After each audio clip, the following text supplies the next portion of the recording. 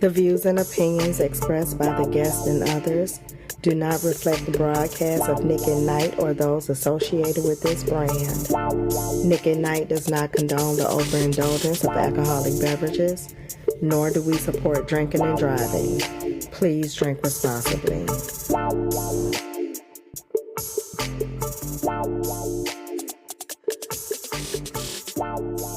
Hey y'all, welcome back to Nick at Night. I am your girl, Miss Nick. And it's your boy P, King to a God. Nick, what's up?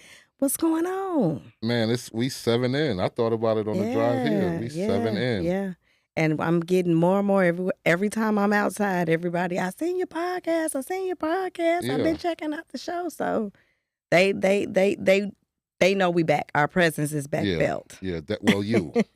They definitely know that you were back. Yeah. I told you the one guy, he say, I know him. He on your podcast. Yeah. And one of your other female friends too gave me a hug and everything, like she knew me. I guess. Okay. You in there now. You in there. I guess. We doing something. Nikki and Pete. Yeah. We got a guest with us today. We do. We got Miss Natalie with us. Hello. How are you? I am well, thank you. You're going to feed and educate some people today. We looking forward to it. Absolutely. We need it. We looking forward to it. Yeah. Before we get into the show, I want y'all to go out there and follow us on social media. I am at Miss Nick at Night. That's MZNIKATNITE, and that's on pretty much all platforms. Where can they find you, P? TheRealP.I.G, Lemonade, Instagram, TikTok. I created a Lemonade page too. Did you? I did. I don't know how I haven't figured I don't know it how out I yet. felt about this platform yet, but I did create a page. I've never heard of it. It's new. It's kind of new. like TikTok, but it's Okay. Yeah. I don't know about it yet. Miss Natalie, where can they find you? On Instagram, Natalie the LPCS. Facebook, Natalie N. Smith Dyer, I think. TikTok, I think it's Natalie the LPCS as well. Okay. Yeah. We're going to have to merge all that together for you at some point. Yeah. Yeah. That's okay. As long as she out there dropping them gems. She is. It'll work. She It'll definitely work. is. Mhm. Met Natalie some years ago. An amazing person. Mhm. A lot of talent. Yeah. And when I had the other show, Mm-hmm. right, I didn't want to ruin the friendship by asking her. Okay.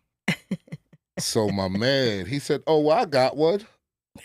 And Natalie, she's it was Natalie. no. Okay. It was another. It was somebody, Okay. because I don't want to roll the bus out too soon. Yeah. But it was somebody. Okay. And Natalie's such a good friend. She supported the show. Mm-hmm. And after she saw it, she's like, what was that? not only what was that, who was that? Person didn't even licensed. What are y'all doing? True. Yeah. Yeah. So, Natalie, thank you for coming. As Nick said in the beginning, I'm going to say this part. This is entertainment. The only professional right here, right now, with what we're about to dive into is Natalie. Yeah. I'm Yeah. Yeah, let's go. So today we talked about in a couple of episodes ago, we talked about the importance of your health, and we touched on the importance of your mental health. But we wanted to wait until this segment to really dive into that topic when we had Natalie here with us to give us a professional perspective on the topic. So we're going to be talking about that today. And one of the things that I have really been, we talk about relationships a lot on this show, but we talk about everything. Yeah. There's no topic we won't cover. And I have really just been thinking about the mental health of the youth. Yeah. Our youth, and they probably have always been dealing with these issues. It's just not as prevalent as it is now. It's not as vocal as it is now. We have social media, you have the bullying, you have the, school shootings. And it's like, some of these signs, I feel like parents are seeing them at home, but don't really know how to handle it, don't know how to deal with it. You don't know how to deal with this child who are going through all of these emotions, and they're speaking out, but you aren't equipped to properly lead them, counseling, therapy is taboo in some communities. You know what I mean? Let's They say don't want to.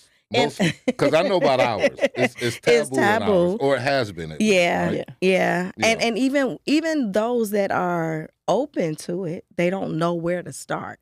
They don't know. We talked about how some of our jobs have the EAP programs where they will give you some free sessions, but some of them don't know where to start. They just kind of like, and then they're like, oh, it'll pass. Yeah. And then it don't.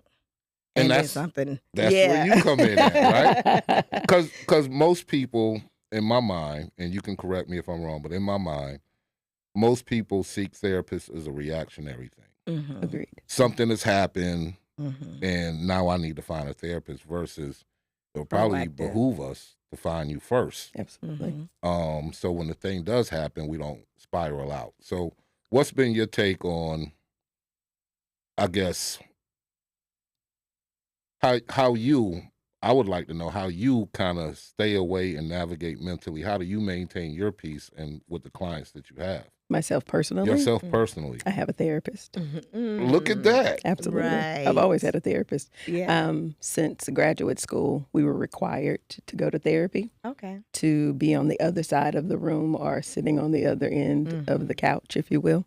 And I've had a therapist pretty much ever since. Okay. And then life has happened in so many ways for me that I needed a therapist. Yeah. My therapist now, I see her because I just need to have somebody to talk to periodically, just to bounce some things off of, somebody that's non-biased, that's not going to lean to my side, that doesn't treat me like a therapist. I'm just another woman in the room. Yeah. So yeah, I go to therapy. Okay. Nice. Yeah. Nice.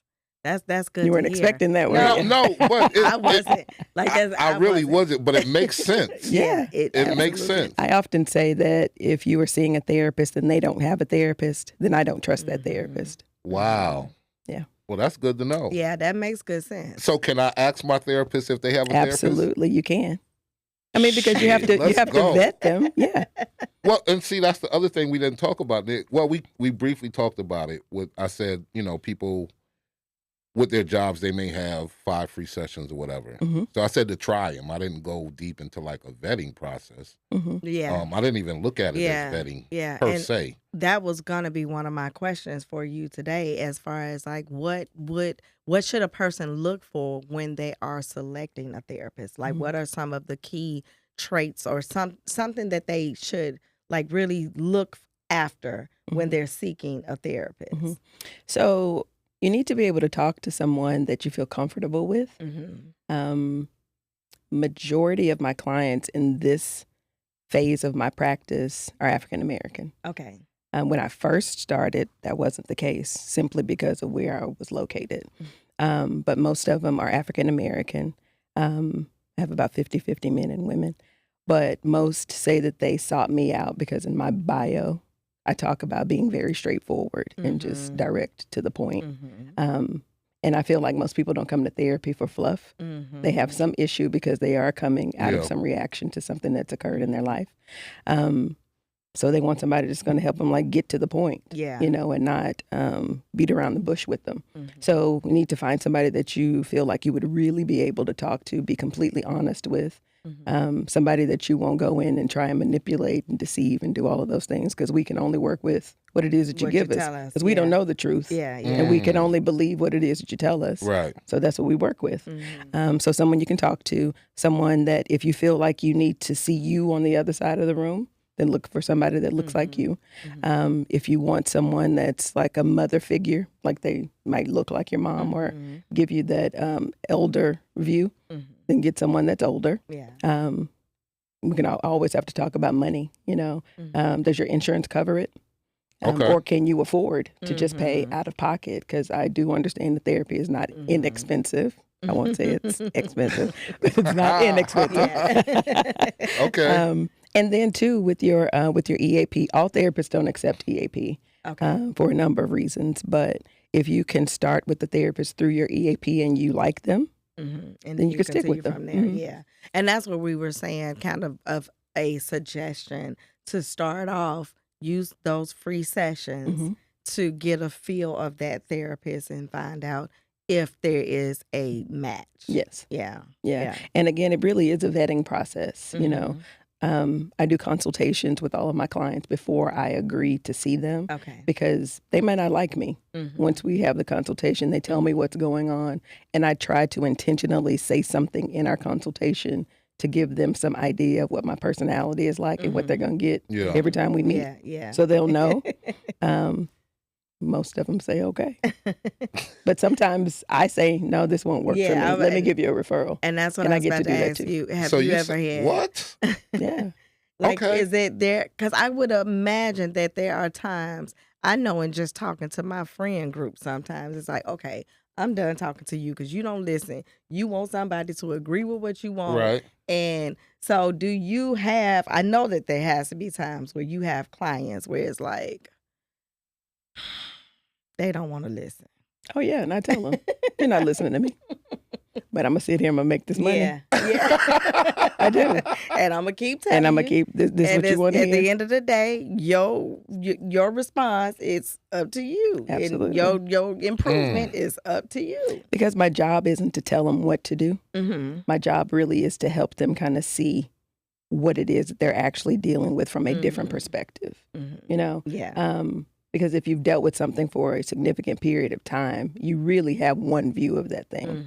But if I'm able to get them to kind of back away from it, take their hands off of it, it just looks and feels differently. So then you have a different perspective. So your approach to it might be different. Okay. That's a skill in itself. I mean, just being able to have somebody back away from something and then look at it differently. From a different perspective. Yeah, I don't know, but I hope never in the history I find a therapist that tells me no, because I'm going to feel like, ooh, God.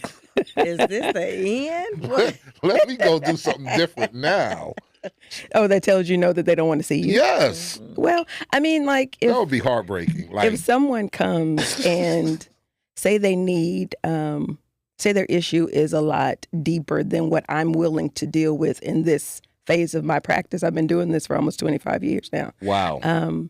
So if they come in and say they're schizophrenic, you know, that's a pretty severe acuity. I don't necessarily have the capacity to deal with that anymore. So I refer them to somebody that's likely solely focused on that, so that they get the help they actually need. It's not just, oh no, I don't like you. Right. It's not that. It's that I might not want to do that work with you, but I know somebody that will. Okay. Yeah. So you have an amazing network, it sounds like. Absolutely. Yeah. And 25 years, that's a long time. That's a long time. I've heard a whole lot of things. I'm sure. I'm over here in amazement like, what? Yeah. Has depression been as big of a thing as it seems to be today in your years of doing this work? I will say yes to that. I think the depth of it, though, is deeper now because there's been so much loss. Really, since COVID, there's been so much loss. Not that we clearly we were experiencing loss before, but now it's come in such greater numbers. And so sudden. And so sudden and so frequent, you know. So I think that a lot of people are experiencing things that they just never, ever thought that they would. And it's taken them by surprise, you know. And they're not they are not recovering as quickly as they thought that they might have, you know. Had it not been so severe. Yeah, COVID was crazy. Yeah. Like, COVID was like, oh my God, what is going on? Yeah. And, you know, one day we living it up. The next day it's like, you can't go nowhere, stay in the house. Literally. What? Yeah. We standing in line to get a shot. Like, this is something out of a movie. I was just like, what is going on? So I know that's a lot. Like that, not knowing what tomorrow brings, people can't pay their bills because they can't go to work, you know. So I know that had to play a big. Look, I was still working during that time, thank God, but my liquor bill went up. Yeah. Like I was buying liquor every day because I was like, they cannot shut down the liquor store. I can't make this. But the problem was I was drinking it too, not to the point where. You weren't just I just buying needed it. to make sure it was in the house. It was part of my routine. So in my mind, because I still I chose to go to the office, right? They sent Okay. 90% of the office home. So I decided to be part of the 10%, and we all had our little sections in the office. Nobody was within 12 to 15 feet of each other. So we had plenty of space, Yeah. right? But my mind, a shot before work, a shot Wow. after work. Wow. It's just a shot. That sounds so judgmental. It might be. I'm sorry, but I'm thinking you're at work though. Okay. Not when I took the shot. I was in the comfort of my own home. Just the When I- functioning thereafter. Hey, listen, it was one shot. At the time, I only stayed 10, 15 minutes away from the office. I was good. Went in there, masked up, gloved up, and a shot when I got home. And I caught it once, and that was like the worst. Yeah. I think it was because my grandmother at the time was still alive. So she was having, I want to say, her 96th birthday party. So the only way to go to the party, you had to take the shot. So I got the shot. I felt worse after the shot than I did when I actually caught COVID. So yeah, it was, that time was crazy. It was very crazy. It was crazy. And I just knew I could not, every day they was shutting down stuff. I said, hey, I can't be stuck in this house by myself with no liquor. So every day I was buying liquor, just I stockpiling liquor. So the truth with COVID is that there was a lot more anxiety than there was depression during COVID. Okay. I think the aftermath of COVID, there was the depression. But during, there was a lot more anxiety. Okay. People were figuring out what relationships actually were because they were all home together. Parents realized that what the teachers were saying about their kids was true. People were realizing that they weren't stable themselves mentally, especially those that may have been at home alone. Just lots of different experiences that people were having, that relationships weren't as secure as they thought, in distanced relationships even. I could see that, especially with distance, but in the house together. Could you imagine finding out you don't like your wife for real? Ooh, all day, or every your day. Significant other. Yeah. I'll just leave it at that. And that's something I want to touch on because I've heard you speak on this. That was something that I looked at with my mom and my stepfather because neither one of them worked. And so I was like, they in this house all day from sun up to sundown with each other. You got to really like your spouse. Yeah. To be doing that, and I said, but at the end of the day, the underlying surface, they were friends. Yeah. And so I was like, that's the only way that can work because I'm looking at you, you looking at me. What? Honestly speaking, if you look at the time frame of things, you don't spend that much time with your spouse. Exactly, because you're working, you got the kids, and then everybody sleep. got their own. Yeah. So you might have a good 4 or 5 hours out the day with your spouse. And that may be one of the ways that people actually survive if the relationships aren't thriving. Yep, they surviving. And that's, like what we just said, because you don't have to have that 24/7. But when you do have to have that 24/7, and when you're looking at relationships, that's what you should be looking at, because what happens if we have to be up in here? What happens if there's an car accident, right? Yeah. And I need you to take care of me. Yeah. Are you going to do that? And are you going to get frustrated in doing that? Or will you love me through that? You know what I mean? So, yeah, that depends on how much I like you at the moment. I mean, wow. That's what I'm here for, Natalie. The shock and awe of it all. Depends on how much I like you at that moment.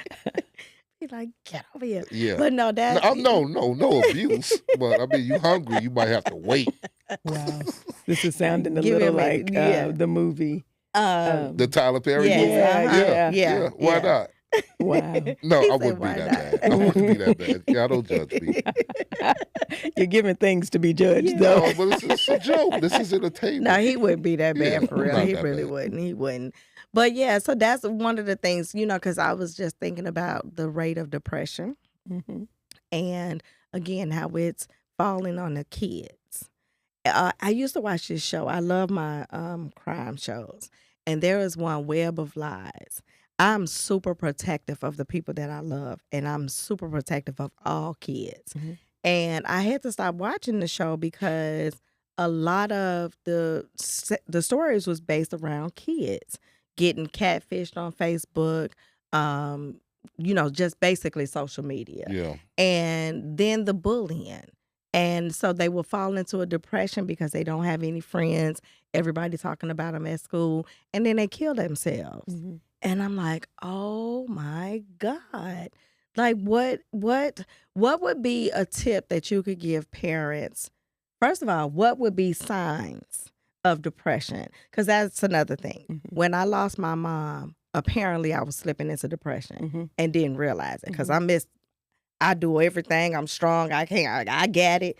I wasn't realizing it was my brother that was like, sister, go to the store.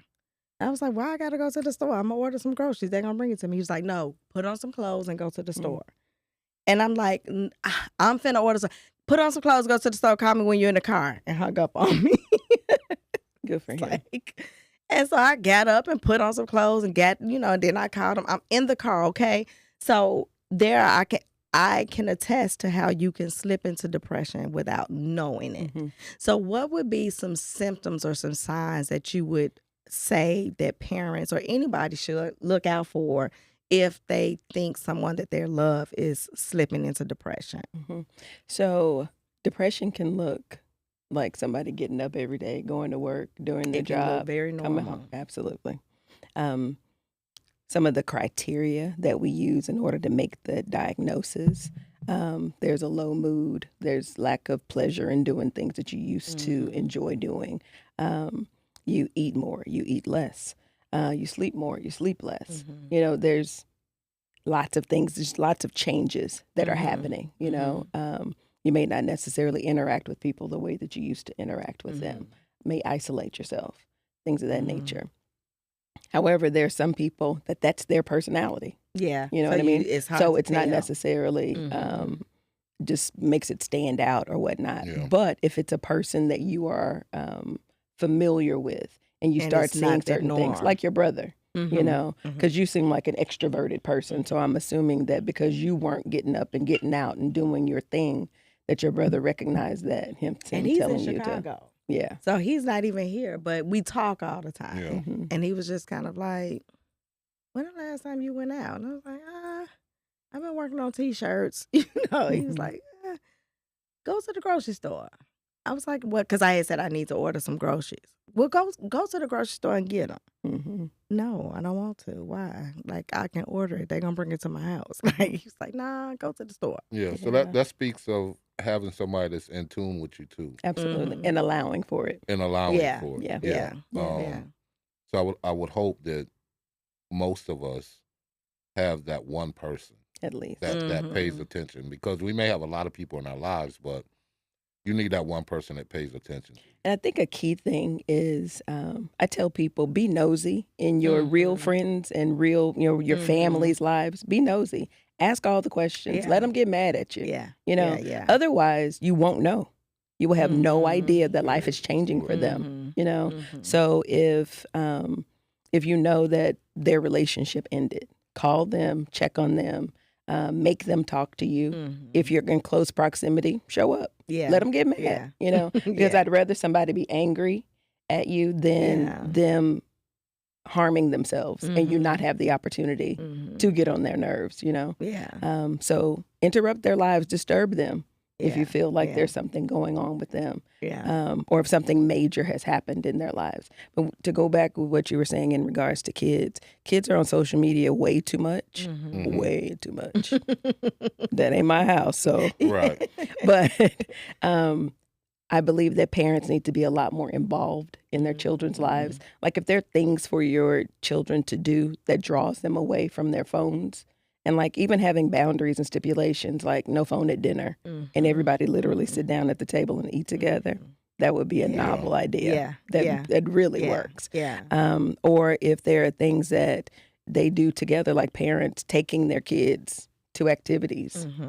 That's a novel idea as well. Go outside for a walk and nobody's on their phone. Yeah. Go walk the dog together. That phone, that's one of the things, even in adults, like there are times I'm out quite a bit.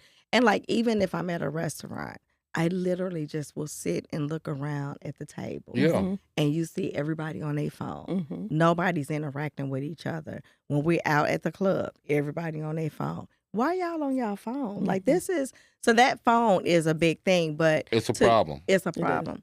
But to your point, I was a single parent, and when I would come home from work, my son loved video games. When I would come home from work, he would be playing a game till I get there, but he knew when mama come home, he shut that off. You come downstairs, we gonna sit, we gonna talk, we gonna recap the day, we're gonna interact. And then at some point you can go back to that game. But you gonna disconnect for a minute. I gotta see where you at, what's going on, how you feel, what happened at school, what's going on. And then you can go back and play that game. But like you said, it's too many parents that's just allowing, he ain't getting on my nerves, so whatever. No, we not losing that. Yeah, and that parent probably needs to see therapy first to find out what happened with them and why they don't want to interact with their child.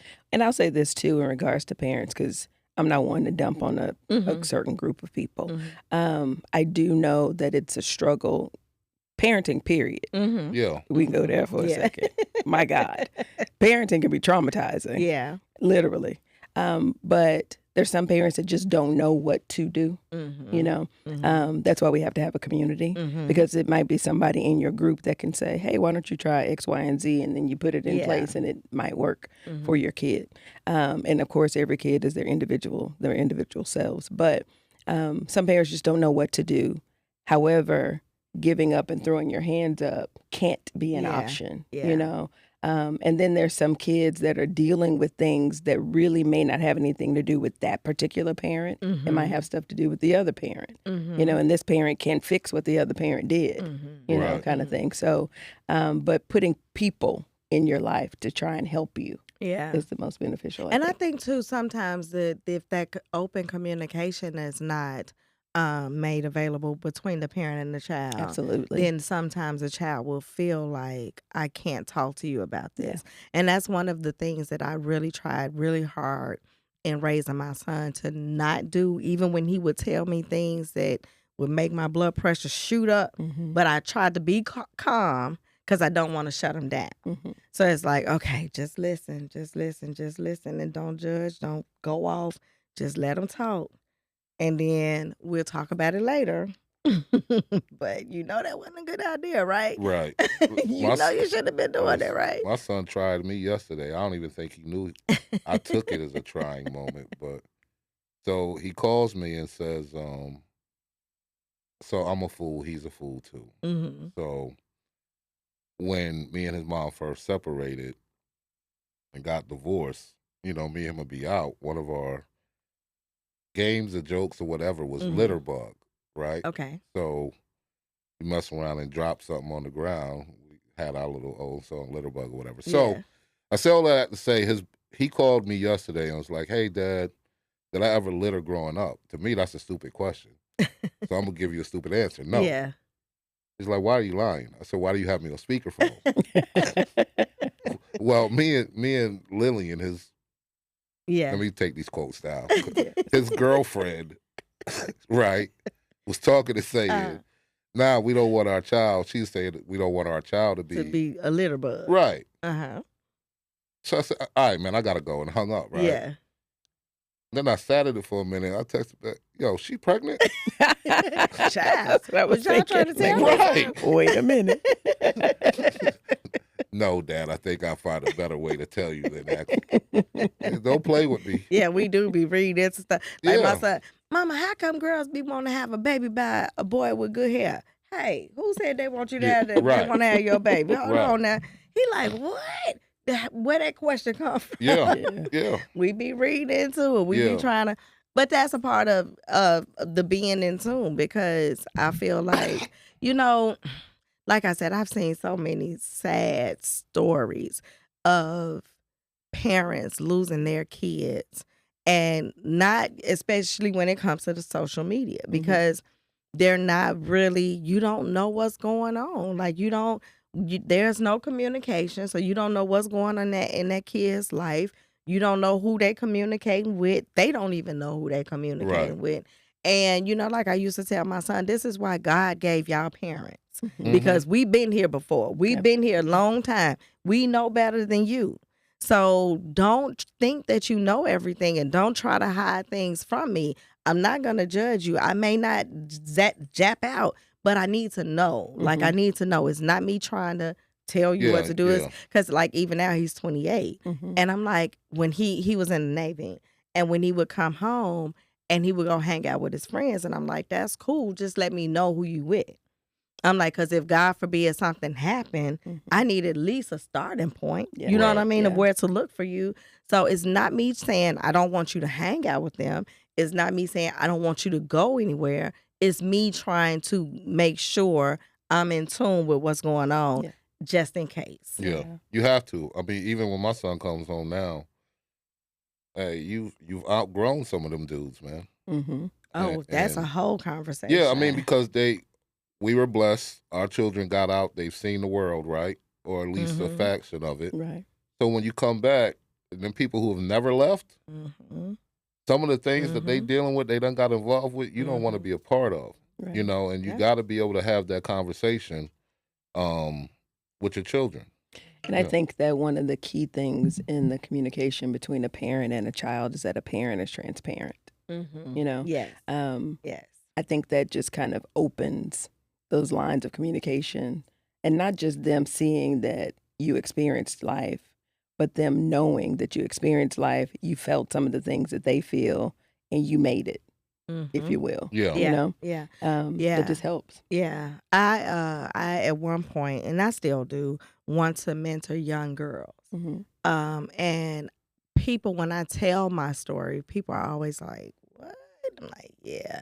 But because I have that story, I have been there, done that, all that you doing, been there, done that. I feel like they would relate to me more because it's not, kids tend to think, oh, she thinks she all that. She ain't never been through nothing. She don't understand. Yeah. When they know that you understand, Yeah. they like, oh, okay, so I could actually come out of this. Yeah, you can. This is not the end, And I think all kids need that because I'm not going to say all, but there are some, that I've learned, they have that inner drive, but everybody don't. Absolutely. Right? Yeah. And that tends to be a generational thing, right? They don't have it. Their mama didn't have it. So they don't necessarily have somebody in there, and I've even experienced where, people talk down on you ain't going to be shit. You know what I mean? Like, wait, what?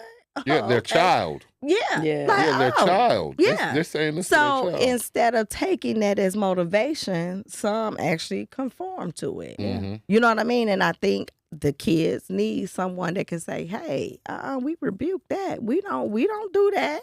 We not listening to that. You know what I mean? But if they don't have somebody in their life to do that and tell them that, they kind of conform to it. And it's like, well, this is what we do. Like, And no. I'm sorry. No, That go takes ahead. me back to the conversation between the parents and the children.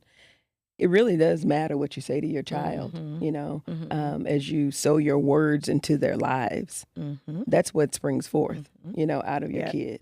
So if you're telling them that you ain't going to be nothing, then they're either going to comply, or they're going to fight against it. But then if they're fighting against it, then you're the parent that told them they weren't going to be anything anyway. Right. So now you have conflict, because they're doing something other than, you know what I mean? Yeah. It's a whole mindset in Yeah. that regard. So we have to be careful about what it is that we say. Very careful.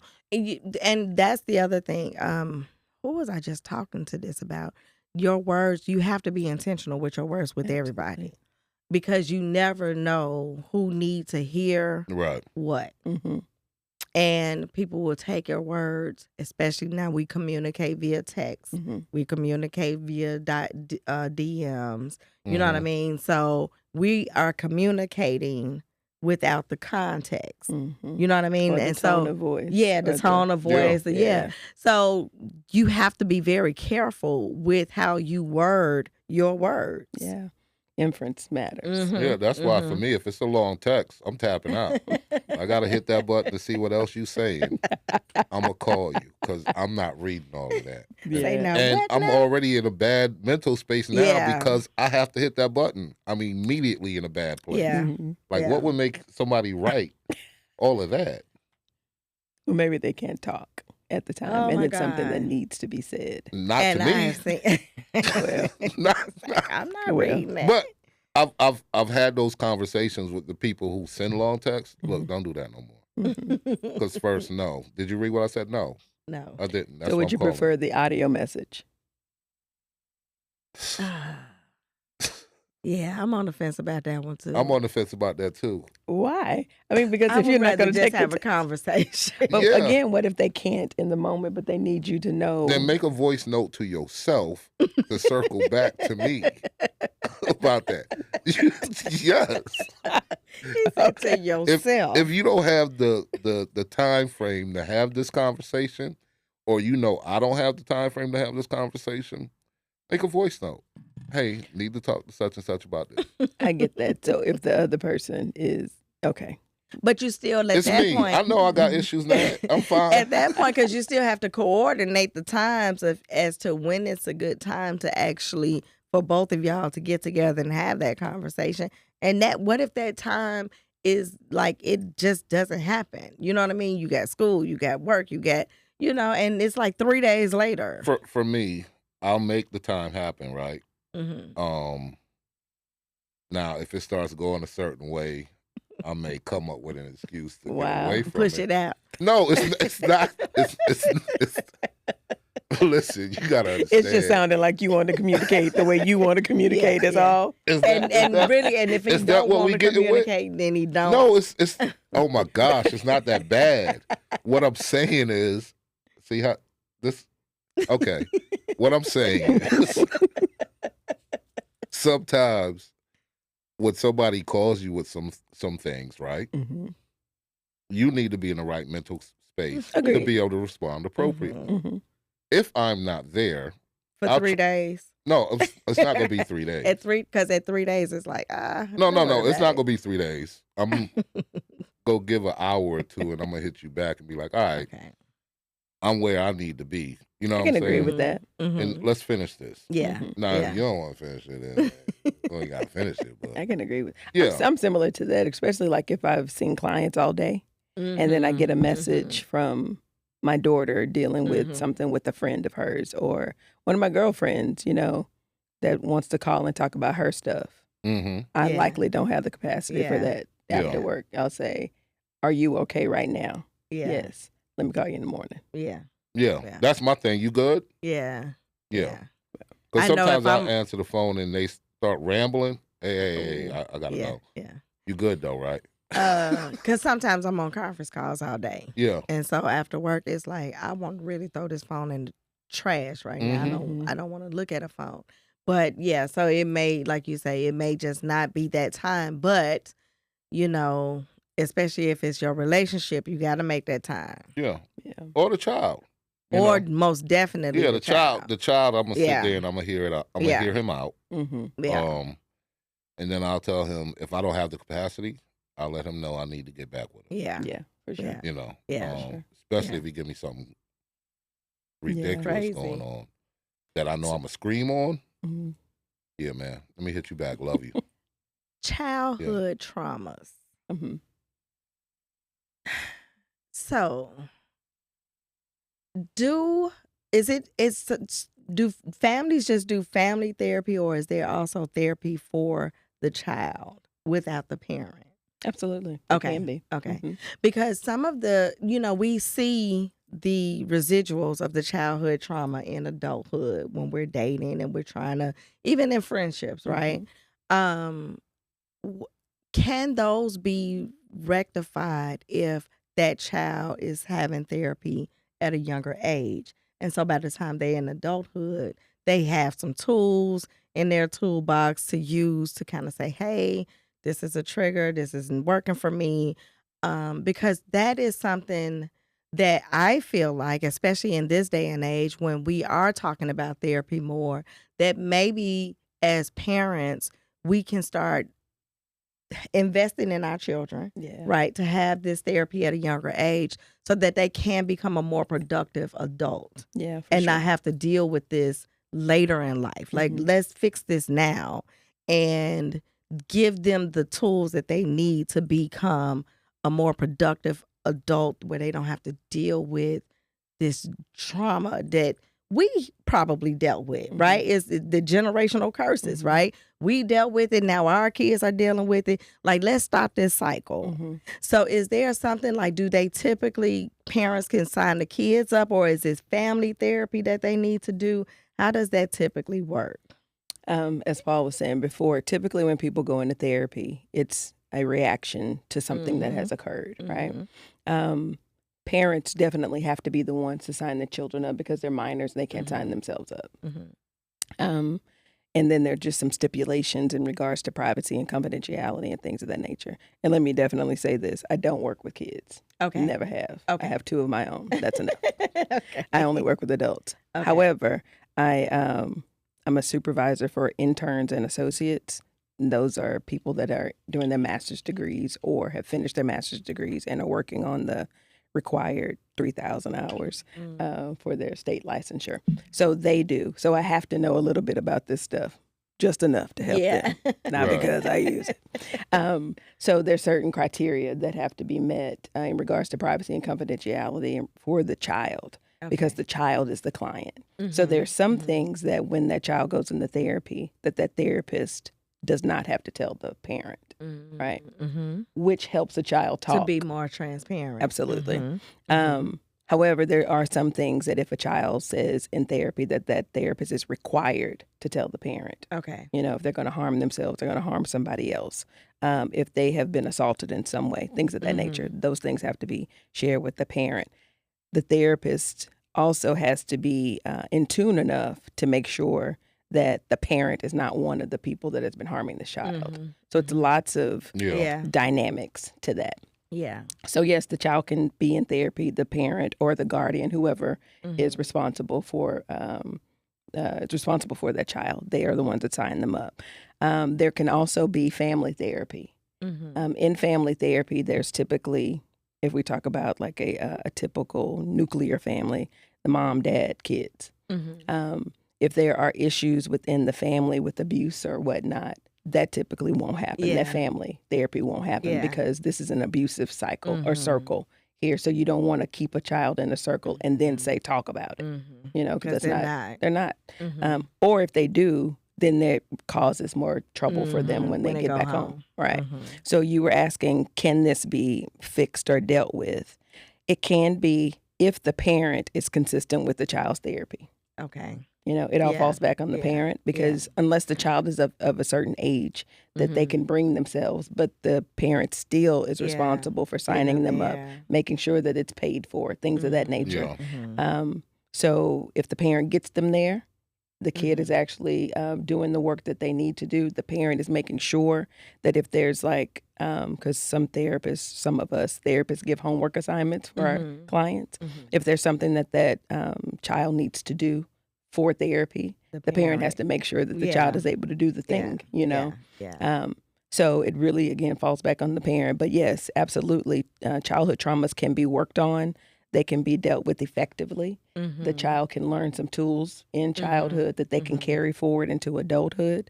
I do think, though, that I believe everybody ought to be in therapy. I fully believe that because we all have stuff. Right. And so, especially if we've experienced something traumatic in our childhood, if we are able to get into therapy later on as well, so that we're able to maneuver adulthood well.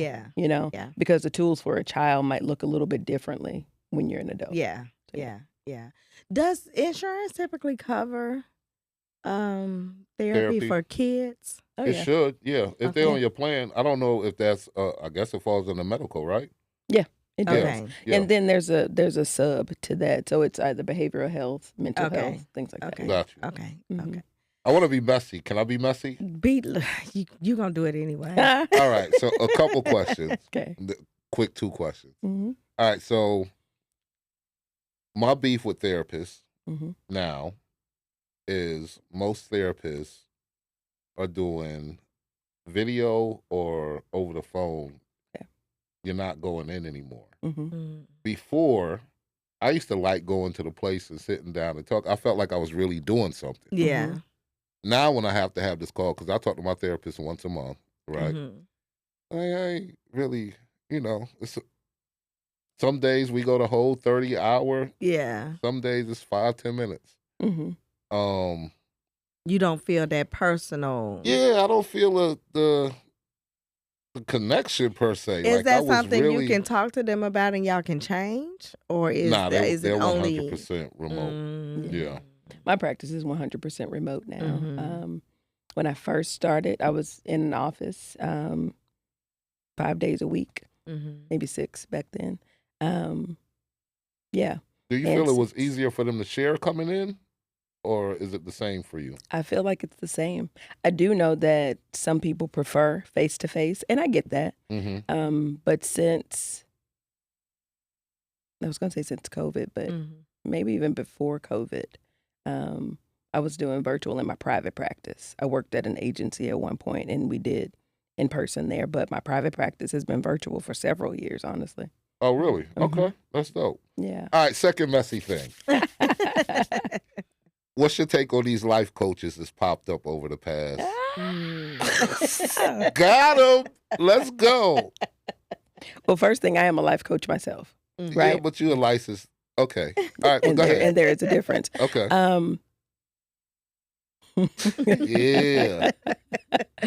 Oh my They God. got it on. Well, when it comes to a life coach, as long as the coach understands the difference between coaching and therapy, because there's a vast difference, right? When we start getting into the depths of people's mental health, their mental and emotional health, and we are dealing with depression and anxiety and bipolarism and schizophrenia and just all of the things. There's so many tools and techniques and understanding that if you haven't been trained in it, then that person is in danger in your care. Yeah. Literally. Yeah.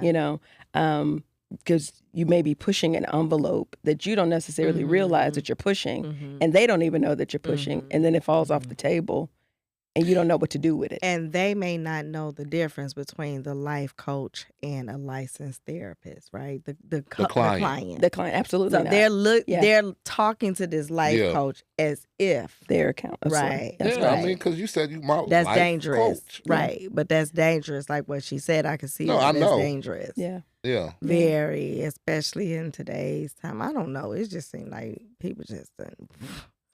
And then you don't have to be certified or anything. Yeah, you can just. I can say I'm a life coach tomorrow. Because I took a class. What was the thing that we used to? It's a service where you can purchase these classes for like $50. Oh, in the little book. It's online. Udemy. I think it's it. Udemy Academy. You could purchase Udemy Academy. Yeah. You can purchase it. Oh, Udemy Academy. Now I purchased one of them and I was watching it when I was in the bed and I finished. So you a coach I'm now? I'm like, technically I'm a life coach. Let's wrap this up. Let's get out of here. That is you scary. playing. I'm just saying. I'm just giving y'all a real life example. I don't remember nothing from that class, but I finished it and they gave me a certificate. And that's why all your whole girls lean on you. If I might say, and before we go, in regards to mental health, and I don't necessarily have to connect it with the coaching, but just for an understanding of what mental health is, it is simply our mood, our thoughts, and our behaviors, right? I've heard lots of people say, I don't have mental health. Everyone has mental health. Yeah. Just like we have physical health. And as a push for therapy, when we have a heart attack, we need to see a cardiologist. When we have a toothache, we see a dentist. Some people go to chiropractors, things of that nature. When we have mental health issues, that can lead into a mental illness. Yeah. And seeking therapy can actually help you not fall into that.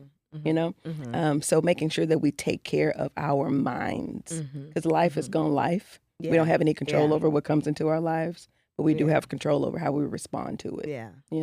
And we need the tools to learn how to do it. I one time was seeking a therapist for grief counseling after losing my mom. And I reached out to probably about 5 therapists. None of them responded to me. None of them. And I was just like, woo. Yeah. And then I was like, okay, well, maybe this is a sign because initially I didn't think I needed a therapist, right? Mm-hmm. But then after a while, I was like, maybe I do because my son was home and I don't remember what was going on. And he had went out. And when he came home, I was crying. Yeah. And he was like, do you do this all the time? Like, and I was like, I miss my mama, And so then it was like, he said it, my daddy said it. So it was like, my brother. So it's like, okay, maybe I should see somebody. But nobody responded to me. And then I was like, see, I told you I don't need nobody. That's why they respond to me. Yeah. Unfortunately, I have heard that a bit. I won't give any excuses because I don't know why they didn't call back. But I have heard that before. Yeah. And I do understand that on the client side, that can feel like you're just kind of left out there to deal with your stuff. But if I can say, keep calling. Call, and not necessarily those that didn't call you back. Right, but keep searching. Keep searching, absolutely. And, around that time, so my mom passed in 2017, so shortly after that was COVID. So it could have been that, people were just getting booked up. Yeah. But I was just like, that sucks. Like, what if it was somebody really going through depression and really, like, deep into it and needed, you know what I mean? Not to say that I didn't need it, but actually, like, urgently needed it. Yeah. And it's like nothing, like no, I can even see if you respond and say, I can't take you right now because I'm booked up and refer somebody else. Yeah. But it was nothing. So I was just like, that sucks. Yeah. But something I find with some people though is that they'll call and they won't leave a message. I know for me, I'm not a person that calls back if you didn't leave a message. Right. Yeah. And I know some people that have said, well, I called, but nobody ever called back. Did you leave a voicemail? Well, no. Yeah. Well, Yeah. You can expect. Okay. Not to say that was you. No. Yeah. Well, it was a great pleasure talking with you. Thank you for educating us. I hope y'all learned something from it. And where can they find you? Where can they, again, you told us earlier, but where can they find you and get, a referral or, well, I know you're not going to get, like, you ain't working for free. Absolutely not. But if they need a therapist to come talk to, like, where can they get in contact with you? So my website is liveonpurposedfw.com. Again, on Instagram, I'm Natalie, the LPCS. Facebook, Natalie N. Smith Dyer. Instagram really is the best place for me. Yeah. And TikTok is Natalie, the LPCS. Okay. Or again, the website. And she have tips on her social media too. So she has some dating advice and dating tips. So y'all still go out there and check her out. Again, you can find me at Ms. Nick at Night on all social media, MZNIKATNITE and P. Hey, the real P.I.G, Lemonade, Instagram, TikTok. Natalie, it was great. It was great. Thank you for having me. We appreciate you coming. We'll get real messy on the next We're going to get, because we're going to have her back and we're going to talk about dating. And why these women ain't acting And I'm going to cuss a little bit on that one, Natalie. You're going to hear me cuss a little bit on that. Anytime we start talking about dating, this mouth be like, Thank y'all for joining. We will talk to y'all again next week. Make sure you subscribe to the YouTube channel so you'll get the notification when we air the episodes. Right. Thank y'all for tuning in. Love you. Bye.